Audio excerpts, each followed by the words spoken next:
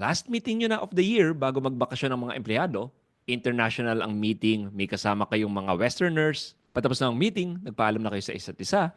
And in one awkward millisecond, para bang naghihintayan kayo na may bumati. Ano i-greet mo? Happy Holidays o Merry Christmas? Nothing exemplifies wokeness than political correctness. And nothing exemplifies political correctness than the drive to replace Merry Christmas with Happy Holidays. Is it finally time to give up on Merry Christmas? Kamusta? I'm Jeroga, host of this channel. Happy Holidays. So, anong holiday ko kayo binabati? Who knows? Maring binabati ko kayo ng Happy Bonifacio Day. Maring binabati ko rin kayo ng Happy Thanksgiving kung nasa US kayo. O baka naman binabati ko kayo ng Happy World AIDS Day. Pero who cares, right? As if naman mahalagang maging specific pagdating sa mga holidays. What do you guys think? Itigil na ba natin ang pagbati ng Merry Christmas? Let me tell you a story. Naalala ko sa office ko dati, bati ako ng bati ng Merry Christmas at may mga tao na para bang napapakringe sila after I uttered the words as if super spreader ako ng isang nakakahawang virus. Kinausap pa nga ako ng isang office mate at sinabihan akong Happy Holidays daw ang pagbati para politically correct. Pinagnilayan ko ang sinabi niya. Hinto na ba ako sa pagbati ng Merry Christmas and replace it with Happy Holidays? Paano nga naman kung atheist ang babatiin mo? Surely it made sense na Happy Holidays ang ibati ko sa kanya. I don't believe in God. I believe in science. There was a time sa English class namin noon na pinag-usapan namin ang political correctness. Nung time na yon, tinanggap ko na lang without question na it is something that we need to do. Yung tipong instead of disabled, ang tamang word ay differently abled.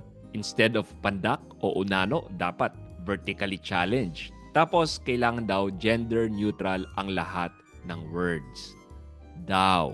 Alam nyo nga pala kung bakit natin kailangan gawin ito? Dahil syempre, ayaw nating maka-offend. Dahil ang maka-offend ay isang mortal sin. So, after that conversation sa office, napaka-question ako sa correctness ng political correctness. Kasi halimbawa, kung nagkataon na hindi Kristiyano ang kano na kausap ko, sino kaya sa amin ang kailangan mag-adjust? Mababait lang siguro tayong mga Kristiyano pero dapat siguro na-offend tayo kung pinapasupres sa atin ng mundo ang paggamit ng salitang Christmas. And now we're in an impasse or a Mexican standoff.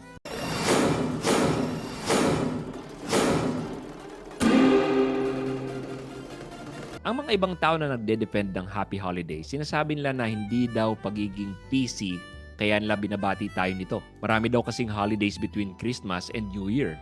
Para isahan na lang. Kesa daw isa-isahin natin pagbati. Merry Christmas, Happy Rizal Day, and a Happy New Year, everyone! Ang haba kaya nun. Well, that reasoning works kung makakita ka rin sa mga malls ng mga pictures ni Rizal. Or may mga Goodbye Previous Year, Hello New Year, merchandise sa paligid. Kaso hindi eh. Puro Christmas decors ang nasa paligid. Christmas tree, Christmas lights, Christmas balls. Hindi may pagkakaila na Christmas ang sineselebrate. Pero ayaw lang i-acknowledge. And besides, kung Rizal Day, edi magbatian tayo ng Happy Rizal Day.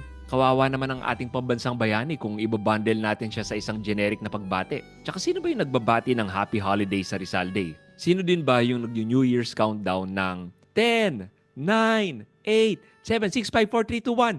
Happy Holidays! It's obvious na Pasko lang ang sinasubstitutan natin ng Happy Holidays. Bakit ba sa Pasko lang tayo nagpapaka-politically correct? Hindi naman tayo nang babati ng Happy Holiday sa Idil Fitir, di ba? Hindi rin tayo nang babati ng Happy Holiday sa Chinese New Year, let alone Pride Month. Wala naman siguro nagbabatian ng Happy Holy Month! Sa Christmas lang natin ginagawa ito. Ang iba, ang reason nila ay inclusivity. Pero tignan nyo, hindi lang naman mga Katoliko o Kristiyano ang walang pasok tuwing Pasko. Di ba? Lahat naman ng Pinoy walang pasok sa araw na ito. Paano naging non-inclusive ang Christmas? It pains me to see na ang mga nagpa-party sa season na ito, they go through great lengths and mental gymnastics para matanggal ang salitang Christmas sa parties nila. Nagiging year-end party na lang or holiday party, basta wag lang Christmas party. Get on up here, Mary!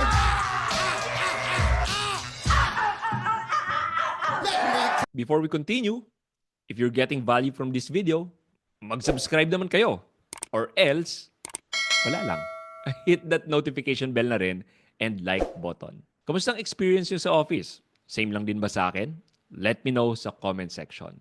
Okay, at this point, I would like to say na hindi natin dapat itigil ang pagbati ng Merry Christmas. Why? Because it's proper. However, balik tayo sa tanong na, ano bang ibabati ko sa kaibigan kong atheist o non-Christian? Hindi ko poproblemahin kung paano ko babatiin ng Merry Christmas ang kaibigan kong hindi Kristiyano. Simple lang ang sagot dito. Ang sagot dyan ay, edi wag mo batiin, hindi ma-offend yan kung hindi mo babatiin. Bakit nyo kailangang pag-isipan kung paano nyo babatiin ang kaibigan mong hindi Kristiyano sa isang Christian holiday? Para yang ako, bilang Kristiyano, hindi ako nagtatap ng fingers ko tuwing Idil Fitr at nag-wonder, bakit walang bumabati sa akin today ng Eid Mubarak? Na-offend ako sa lahat ng friends ko sa FB. Hindi ko ginagawa yon. Ewan ko sa inyo. Or let's say sa Pride Month, I very much disagree with the designation of the month of June. Pero kung may nambati sa akin ng Happy Pride Month, hindi man ako magwawala ng, how dare you, binati mo ako nito. No, the least I could do siguro is magpasalamat because a holiday that's dear to his, her, their, 6.5 hours later. Zer's heart, naisip niya akong batiin. On my part naman, kung hindi naman ako on board sa Pride Month, I don't think obligado akong bumati nito tuwing June. Really? I think. The same way siguro sa non-Christians. Wala naman silang obligasyon bilang non-Christians na batiin tayong mga Christians ng Merry Christmas only to replace it with Happy Holidays para lang hindi sila ma-offend. Yung bumati sa atin. What if nabati mo accidentally ang isang kano na atheist ng Merry Christmas at na-offend siya? Ano na? Ang masasabi ko lang ay problema niya na yun. Bakit tayo mga Kristiyano mag-a-adjust para lang ma-please ang delicate sensibilities niya? Guys, eto, seryoso. Karamihan sa ating mga Kristiyano, tayo ang tumitiklop sa culture. Dahil sa aggressive ang mga kalaban ng Christianity sa Facebook, minsan pinipili na lang nating manahimik. At minsan, malalaking malls pa ang ayaw maglagay ng salitang Merry Christmas. Alam nyo, itong holiday na ito na ini-exploit nyo, big malls, para mauto nyo ang mga taong bumili ng mga regalo at ipamigay nila sa mga mahal nila sa buhay, pagdating nitong holiday na ito na ayaw nyong pangalanan, sana the least you could do is acknowledge kung anong holiday ito na in-exploit nyo.